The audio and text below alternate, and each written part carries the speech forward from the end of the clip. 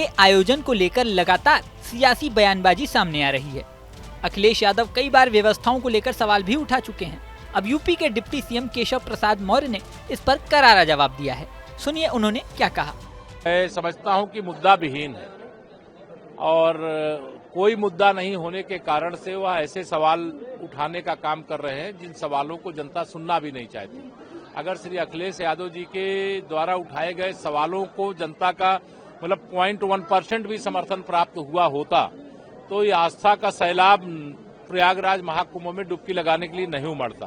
Sir, अभी उन्होंने tweet भी किया कल संगम स्टेशन को लेके और कहा कि जो आसमान में उड़ना था आज वो जमीन में बैठे हुए हैं। तमाम इस तरह के कल से उनके ट्वीट। देखिए, श्री अखिलेश यादव जी लगातार इस प्रकार की कोशिश करते रहे कि महाकुंभ में अव्यवस्था फैल जाए, कोई अनहोनी हो जाए और वह मुद्दा बना के जनता के बीच में जाए। मिल्कीपुर के चुनाव में भी महाकुंभ का मुद्दा उठाया, लेकिन मिल्कीपुर की जनता ने 61,000 से अधिक वोटों से भाजपा के प्रत्याशी चंद्रभानु जी को विजयी बना के भेजा। वहीं आपको ये भी बता दें कि अखिलेश यादव ने क्या आरोप लगाए थे।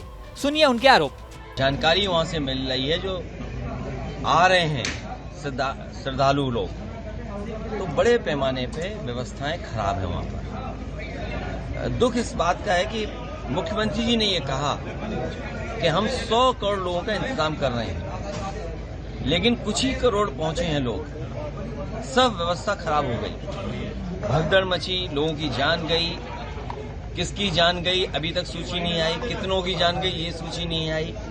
खोया पाया केंद्र में लोग भटके, उसके बाद थानों में गए, थानों से वापस भेज दिया गया। कहा गया कि जाइए जहां से आप चले हैं, जहां के रहने वाले वहां जाकर के एफआईआर दर्ज कराइए। हमने आपने देखा सब सड़कें जाम रही, सड़कों पर कई घंटों रात लोगों ने गाड़ियों में गुजारी है। एक बार तो ऐसा समय आया कि उत्तर प्रदेश से लेकर के मध्य प्रदेश तक 300 किलोमीटर तक जाम था। लोग दर्शन नहीं कर पाए। लोग बनारस गए, कई श्रद्धालुओं की जान चली गई। अयोध्या गए, कई श्रद्धालुओं की जान चली गई। कुछ लोग गोरखपुर लौट रहे थे श्रद्धालु, उनकी जान चली गई एक्सीडेंट में। आए दिन हम खबरें सुन रहे हैं कि श्रद्धालु जाते समय उनकी गाड़ी एक्सीडेंट हुई है, आते समय एक्सीडेंट हुई है, उनकी जान गई है। कोई सरकार मदद करने के लिए तैयार नहीं। यहाँ आपको ये भी बता दें कि एक तरफ सियासी बयानबाजी तेज है, वहीं कुंभ में श्रद्धालुओं की भीड़ लगातार बढ़ रही है। महाकुंभ से यूपी सरकार को भारी फायदा भी होने वाला है। 17 फरवरी तक मेले में 54 करोड़ से अधिक लोग पहुँच चुके हैं। साल 2019 के कुंभ मेले की बात करें तो उस समय 1.2 लाख करोड़ रुपए से अधिक का कारोबार हुआ था। अनुमान जताया जा रहा है कि अब साल 2025 के महाकुंभ में कारोबार का आंकड़ा 4 लाख करोड़ तक पहुंच सकता है।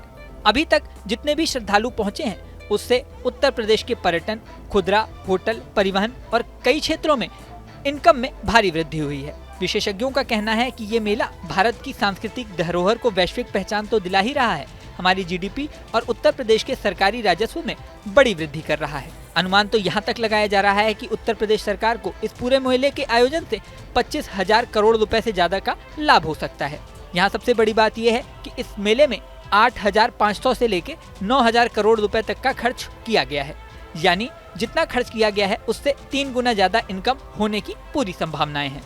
कई विशेषज्ञ तो ये भी कह रहे हैं कि इनकम 3 नहीं 4 गुना हो सकती है। इसके अलावा अन्य क्षेत्रों में भी काफी फायदा हो रहा है। महाकुंभ से पहले ये भी अनुमान जताया गया था कि इस महाकुंभ से सरकार को भारी आमदनी होगी। अब ये बात सच साबित होती हुई दिखाई दे रही है। महाकुंभ का आयोजन 26 फरवरी तक चलना है। इसके बाद उत्तर प्रदेश की इनकम को लेकर क्या सरकारी आंकड़ा सामने आता है, ये देखने वाली बात होगी। इस वीडियो में फिलहाल इतना ही। बने रहें न्यूज नेशन के डिजिटल प्लेटफॉर्म पर। न्यूज नेशन अब व्हाट्सएप पर। खबरों के ताजा अपडेट के लिए न्यूज नेशन के इस QR कोड को स्कैन करें।